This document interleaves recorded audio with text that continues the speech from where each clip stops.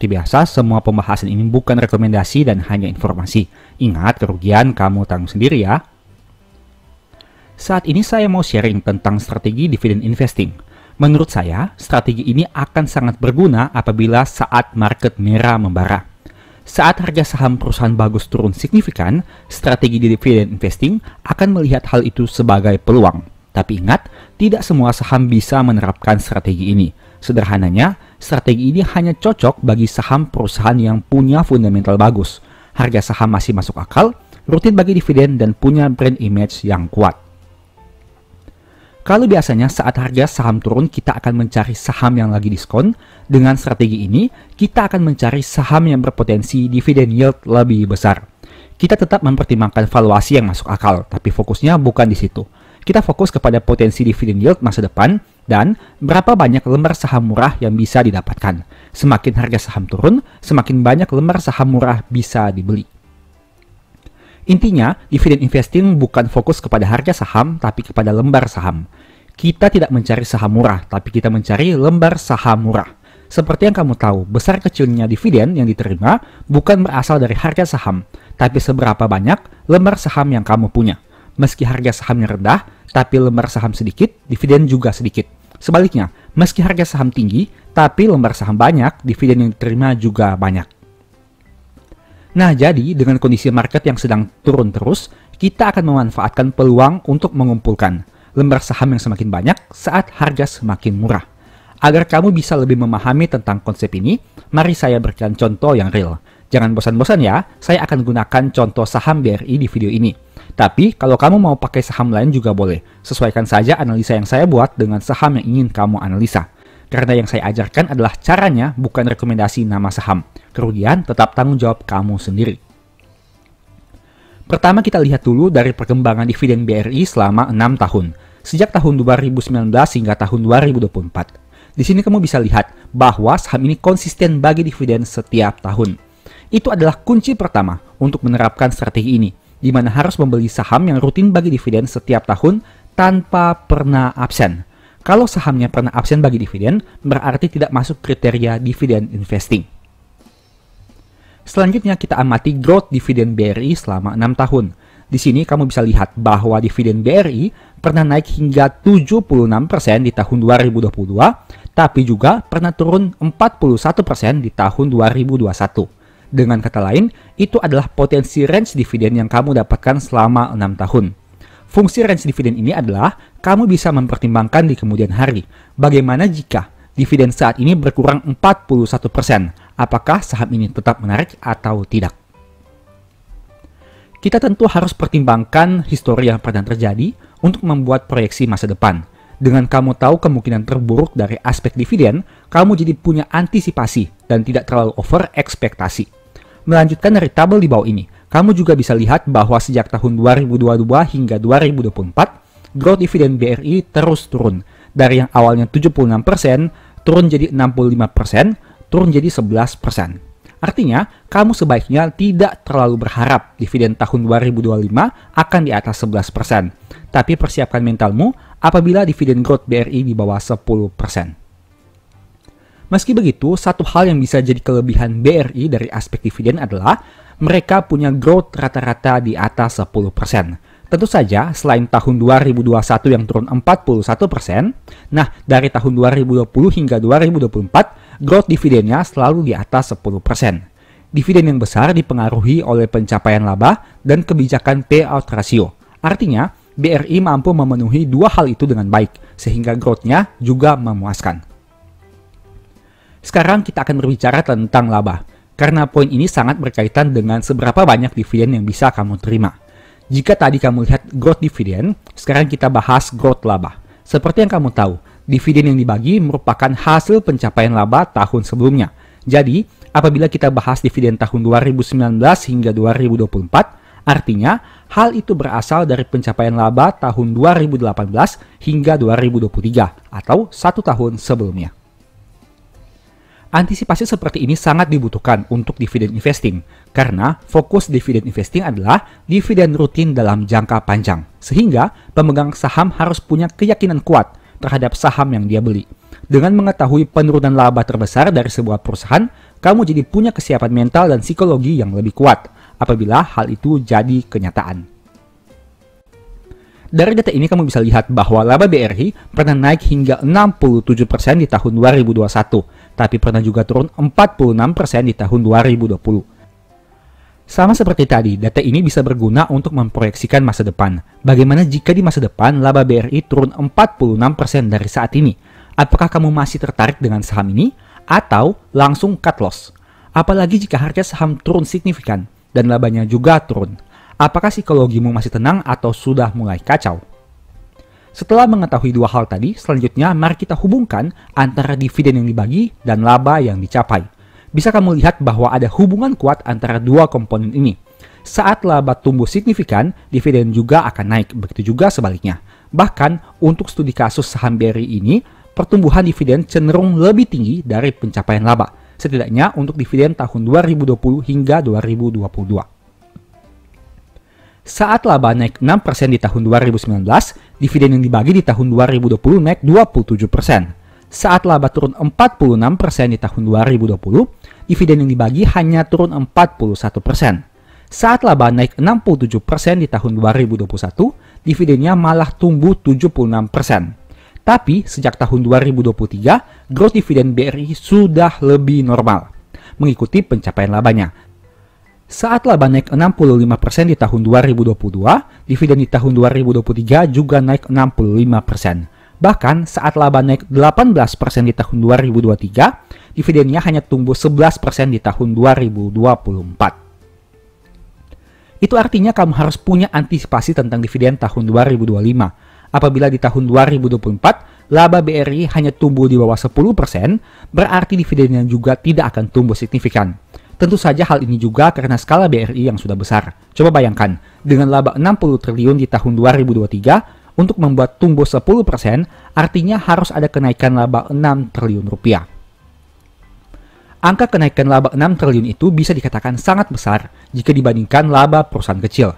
Bahkan ada beberapa perusahaan besar yang labanya tidak sampai 6 triliun setahun. Artinya, semakin besar laba yang sudah dicapai, akan semakin penuh tantangan untuk membuat tumbuh di atas 10%. Itulah salah satu alasan yang harus kamu pertimbangkan saat akan memilih saham. Setelah menganalisa hubungan antara laba dan dividen, sekarang mari kita coba implementasikan. Kira-kira, untuk mendapatkan dividen 100 juta per tahun, butuh berapa banyak lembar saham? Ingat, yang kita tekankan di sini adalah lembar saham dan bukan jumlah rupiah. Karena lembar saham yang sama, belum tentu juga kamu mengeluarkan uang yang sama. Untuk itulah saya membuat video ini, agar pemahaman kamu bisa lebih luas lagi saat melihat konsep dividen investing. Kita langsung bahas saja.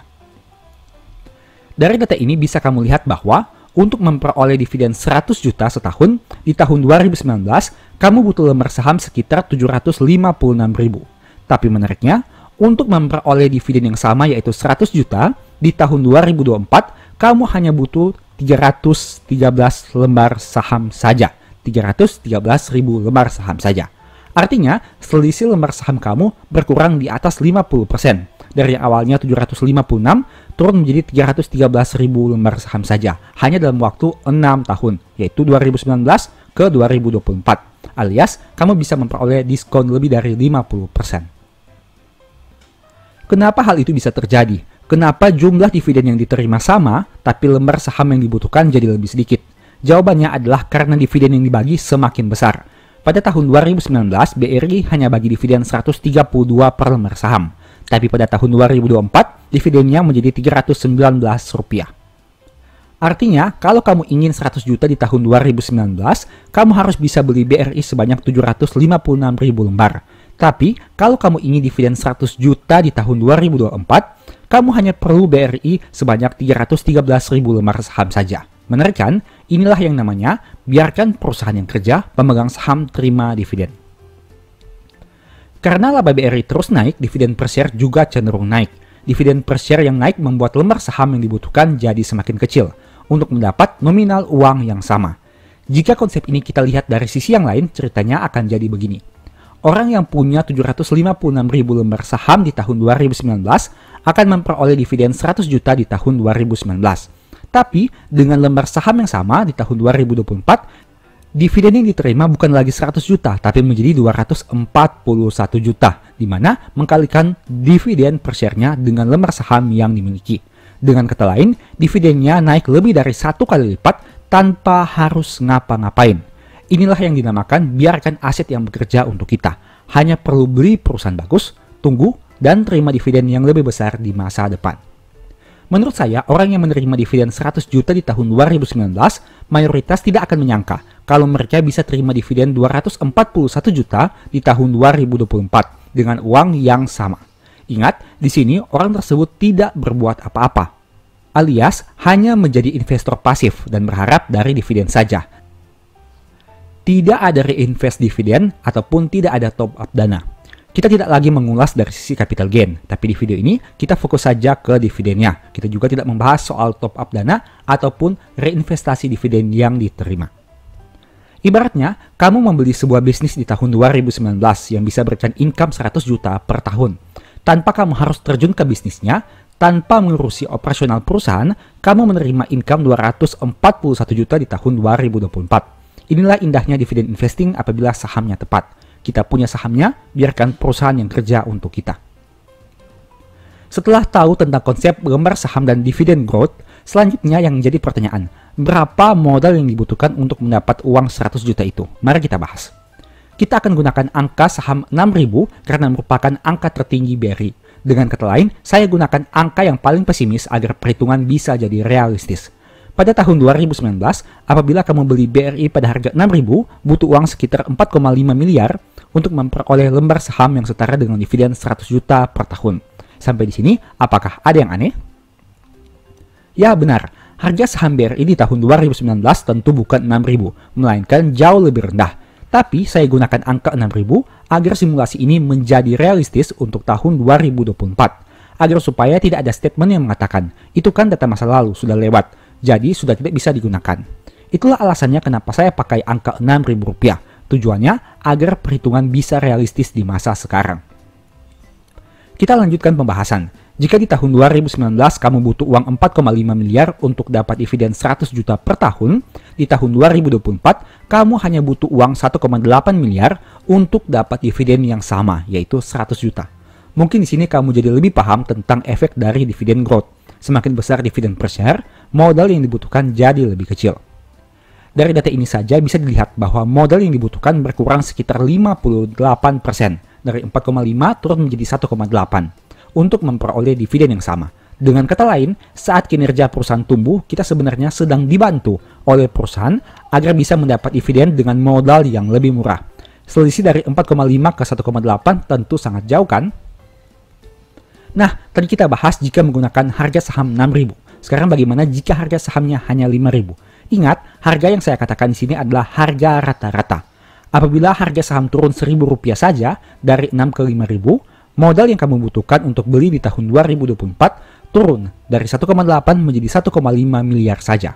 Artinya kamu hemat sekitar 300 juta untuk membeli saham yang ditawarkan dengan dividen 100 juta per tahun. Ingat, dividen yang kamu terima sama, yaitu 100 juta per tahun. Ini alasannya kenapa saat harga saham turun, dividen investing jadi lebih menarik. Karena modal yang dikeluarkan akan lebih rendah untuk memperoleh lembar saham yang sama. Artinya, semakin rendah harga saham turun, semakin rendah juga modal yang harus dikeluarkan. Dengan punya konsep berpikir seperti ini, kamu jadi senang apabila harga turun dan bukan malah panik. Tapi dengan catatan, perusahaannya bagus dan secara fundamental memang layak untuk dividen investing. Terus pertanyaannya lagi, dari simulasi ini, untuk memperoleh dividen 100 juta, meski harga beli di angka 5.000 kita butuh uang 1,5 miliar. Jika saat ini saya belum ada uang sebanyak itu, apakah mungkin memperoleh dividen 100 juta? Jawabannya mungkin saja, dengan catatan, kamu bisa sabar menunggu dan perusahaannya tetap bertumbuh. Cara yang bisa kamu lakukan adalah menunggu. Ya, kamu tidak salah dengar atau baca. Kamu hanya perlu menunggu dan berharap kinerja perusahaan bisa semakin tumbuh. Kinerja yang tumbuh tentu akan berdampak pada dividen yang dibagi. Misal, saat video ini dibuat, dividen per share BRI hanya 319 per lembar saham. Hal itu membuat kamu butuh uang 1,8 miliar apabila membeli di harga 6.000 untuk dapat dividen 100 juta rupiah.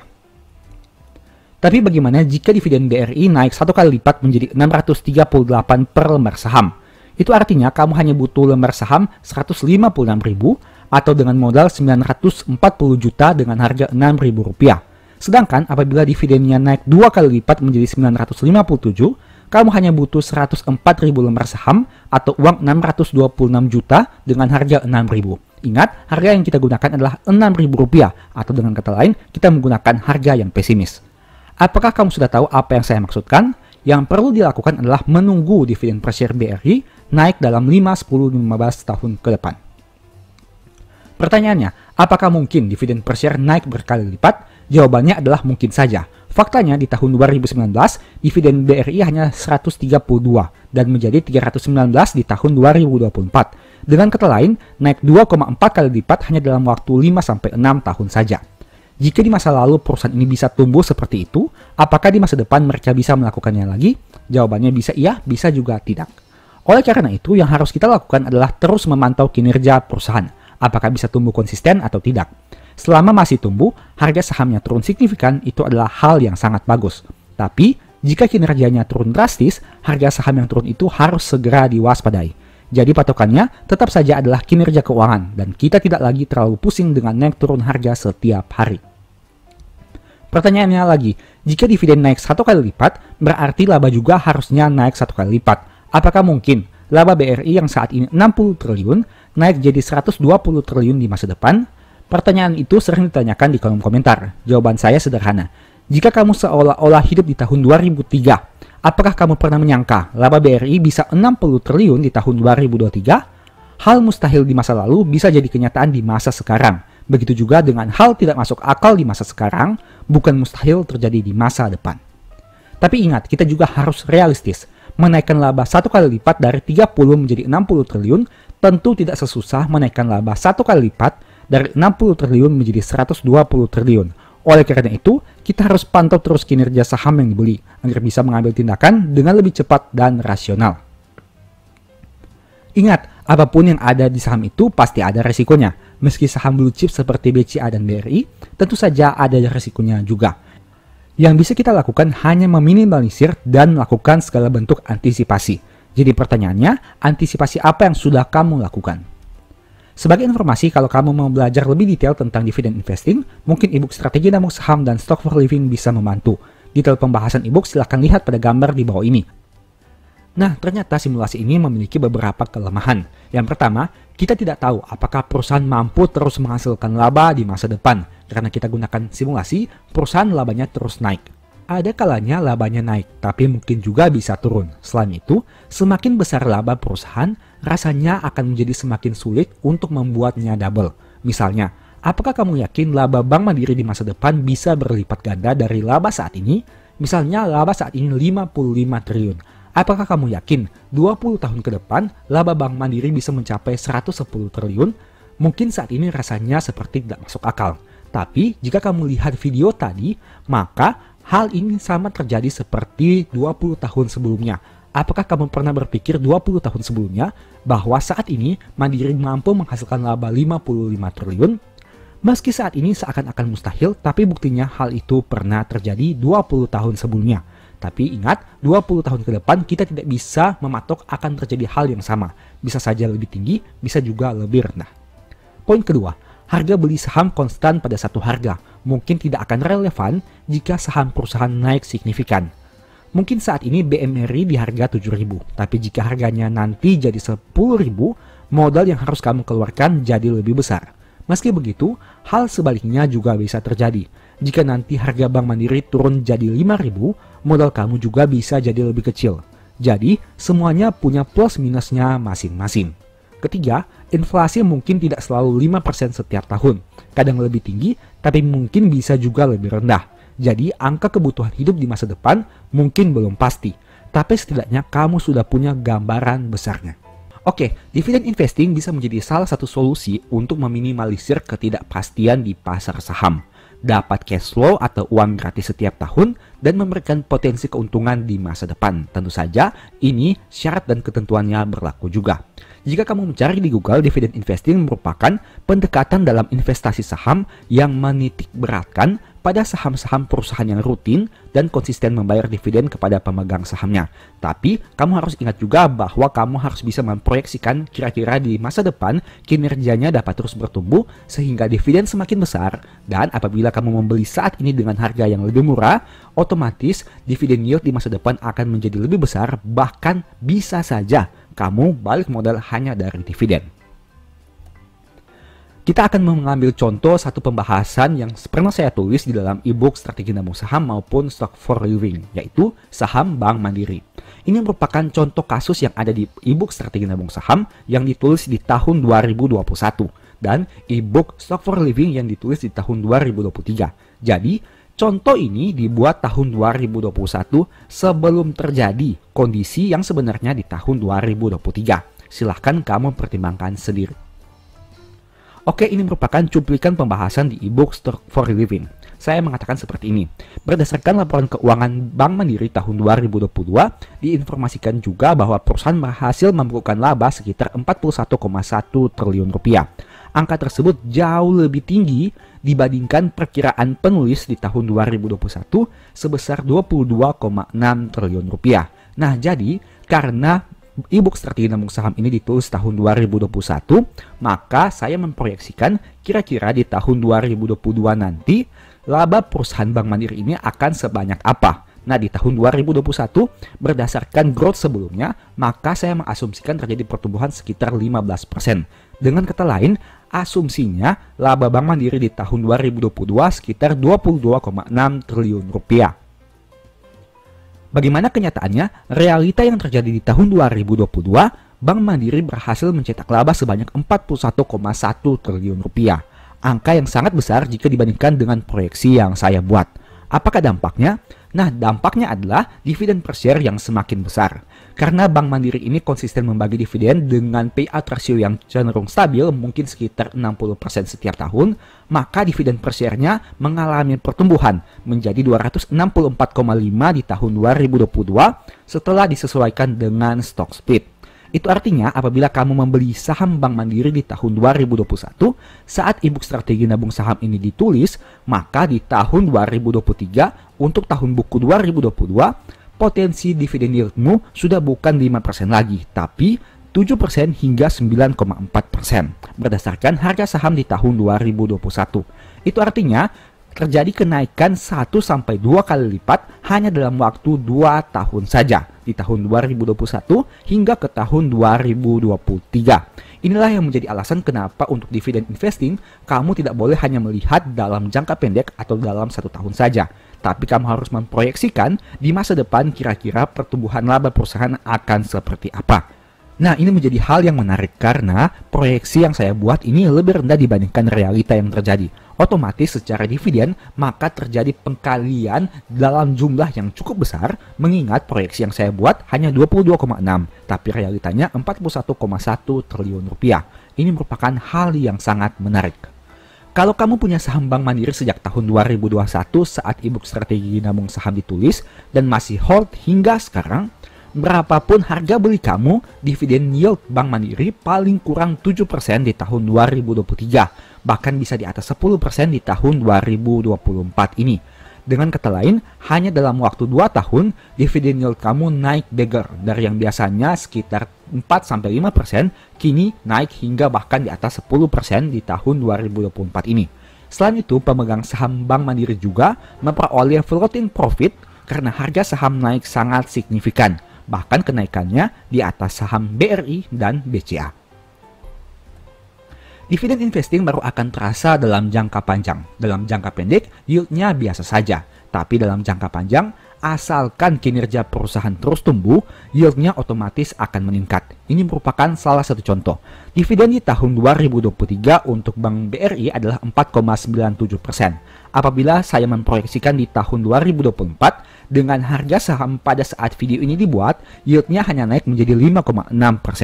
Begitu juga dengan Bank Mandiri, dari 4,06% hanya naik menjadi 5,13%. Bank BNI dari 3,57 hanya naik menjadi 4,09. Dan Bank BCA dari 2,2 hanya naik menjadi 2,6%. Itu artinya 4 saham big banks ini semuanya diproyeksikan mengalami peningkatan dividen yield di tahun 2024 apabila dengan menggunakan harga saham saat video ini dibuat. Untuk dalam jangka waktu 1 tahun, kenaikan yieldnya terlihat hanya naik tipis karena hanya naik sekitar 1% saja. Tapi bagaimana dalam jangka waktu 5 tahun, 10 tahun, 15 tahun ke depan? Tentu saja dividen yield yang akan kamu peroleh apabila kinerja perusahaan terus tumbuh akan semakin besar. Sebagai contoh, kamu bisa lihat lagi pembahasan sebelumnya terkait saham Bank Mandiri yang sudah ditulis di ebook Strategi Nabung Saham dan Stock for Living. Pertanyaannya, apakah mungkin laba perusahaan besar dengan nominal puluhan triliun naik signifikan? Jawabannya tentu saja mungkin. Siapa yang sangka laba BRI, Mandiri, dan BCA yang dulunya hanya belasan triliun di tahun 2023 sudah di atas 40 triliun apabila disetahunkan. Artinya terjadi kenaikan laba puluhan triliun hanya dalam waktu beberapa tahun saja, atau mungkin belasan hingga puluhan tahun. Apakah kamu pernah menyangka Bank BRI bisa hasilkan laba 40 triliun 10 tahun yang lalu? Mungkin kamu berpikir bahwa untuk mengalami peningkatan laba sekitar 10 triliun, 20 triliun itu merupakan hal yang mustahil. Tapi bagaimana dengan realitanya saat ini? Tentu saja labanya naik sangat signifikan. Itulah yang menjadi alasan kenapa dividen investing akan jadi menarik di masa mendatang. Nah, kalau kamu mau mendalami tentang dividen investing, ada 2 ebook yang bisa menjadi referensi. Untuk cara belinya, silahkan chat saja pada nomor WA di akhir video ini. Dari video tadi, kita bisa belajar bahwa dividen investing merupakan salah satu teknik investasi yang cukup nyaman dan santai. Alasannya sederhana, karena kita tidak perlu mengikuti perkembangan harga saham setiap hari, tapi fokus saja ke proyeksi pertumbuhan dividen dan kinerja perusahaan secara periodik. Apabila sudah memiliki modal yang cukup, tentu saja dividen investing bisa menjadi pilihan yang sangat baik. Kita bisa merasa seperti orang kaya karena tanpa perlu bekerja, passive income terus masuk setiap tahun. Masalahnya, berapa banyak dari kita yang saat ini sudah punya modal miliaran rupiah? Apabila dana kita terbatas, misalnya hanya jutaan, puluhan juta, atau ratusan juta, dividen yang akan kita terima setiap tahun mungkin tidak terlalu terasa. Kita kembali ke judul video ini. Apakah benar kalau saham itu tidak bisa bikin kaya? Jawabannya bisa iya, bisa juga tidak. Untuk menjawab pertanyaan itu, kamu perlu melihat dari berbagai sisi. Kaya yang dimaksudkan di sini adalah saat mempunyai uang berapa banyak. Berapa modal awal yang kamu gunakan untuk membeli saham. Apakah kamu bisa top up rutin ke rekening saham atau hanya satu kali setor dana saja? Berapa persentase return tahunan yang bisa diperoleh? Berapa lama kamu ingin membeli saham di pasar modal? Dan masih banyak lagi pertanyaan yang harus dijawab. Dari banyaknya pertanyaan, saya tertarik untuk membahas satu topik, yaitu kalau kamu tidak rutin top up dana ke rekening saham, portofoliomu mungkin akan sulit bertumbuh.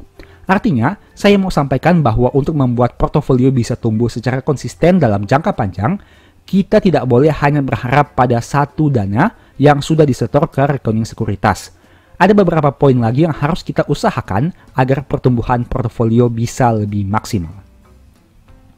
Menurut saya setidaknya ada 4 poin yang perlu kamu pertimbangkan, yaitu yang pertama modal awal, kedua dana top up, ketiga return konsisten, dan yang keempat adalah waktu.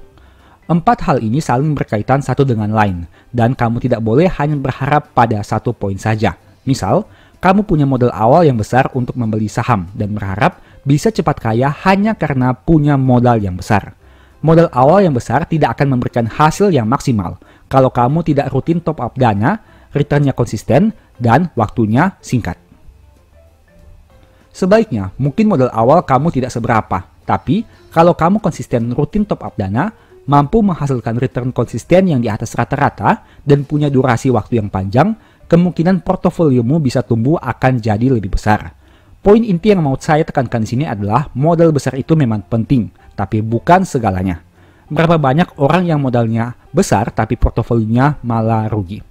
Pasar modal memang berbicara tentang modal, tapi bukan hanya modal uang saja. Ada modal lain yang perlu kamu miliki agar bisa bersaing di industri ini. Untuk lebih jelasnya, mari simak beberapa contoh berikut ini. Sebagai informasi, beberapa pembahasan yang nanti akan kamu lihat merupakan poin-poin yang dibahas pada ebook Stock for Living. Ada beberapa screenshot pada ebook yang saya tampilkan agar mempermudah pemahaman kamu. Apabila ingin membeli ebook ini, silahkan chat saja di nomor WA di akhir video. Contoh kasusnya adalah sebagai berikut. kamu memiliki target mengumpulkan portofolio saham sebesar 5 miliar rupiah. Untuk mencapai angka itu, ada beberapa kondisi yang terjadi. Nah, kondisi-kondisi itulah yang akan kita bahas lebih lanjut. Sekarang, mari kita lihat saja simulasinya seperti apa. Pertama, modal awal besar yang hanya sekali top up akan kalah dengan modal lebih kecil yang rutin top up. Asumsi keduanya memiliki return yang sama. Dengan asumsi return 15% per tahun, orang yang punya modal awal 100 juta tanpa top up akan mencapai dana 5 miliar pada tahun ke-28. Kamu bisa lihat berdasarkan tampilan di sebelah kiri ini.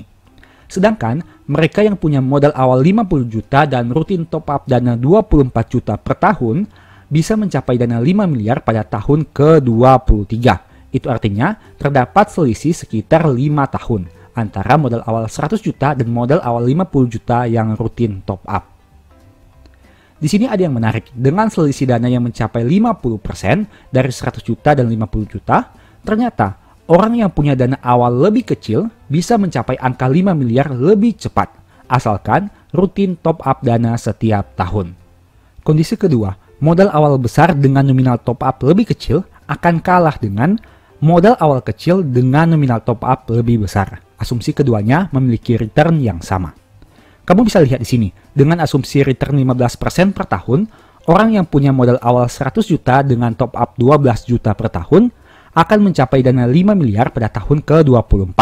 Sedangkan mereka yang punya modal awal hanya 50 juta, tapi rutin top up 24 juta per tahun bisa mencapainya di tahun ke-23. Menarik kan, dengan selisih modal awal yang mencapai 50%, ternyata orang yang rutin top up dana lebih besar bisa mencapai angka 5 miliar lebih cepat dibanding yang punya modal awal besar tapi dana top up-nya lebih kecil. Kamu bisa lihat di sini, selisih modal awal sangat besar karena dengan nominal 50 juta, yaitu dari 50 juta ke 100 juta. Sedangkan selisih dana top up rutin menjadi lebih kecil karena selisihnya hanya 12 juta saja, dari 12 juta ke 24 juta. Tapi pertanyaannya, kenapa selisih dana top up 12 juta lebih berpengaruh signifikan dibandingkan selisih modal awal 50 juta? Poin ketiga, orang yang bisa menghasilkan profit konsisten lebih besar akan menang dibanding mereka yang hanya menghasilkan profit konsisten dengan angka yang lebih kecil. Asumsi keduanya memiliki modal yang sama. Dengan asumsi modal awal dan dana top up yang sama, orang yang mampu hasilkan profit konsisten lebih besar setiap tahun tentu akan mencapai target modal yang lebih cepat. Kamu bisa lihat di sini bahwa jika return konsisten 10%, mungkin butuh waktu 24 tahun. Tapi jika returnnya 30%, hanya butuh 14 tahun.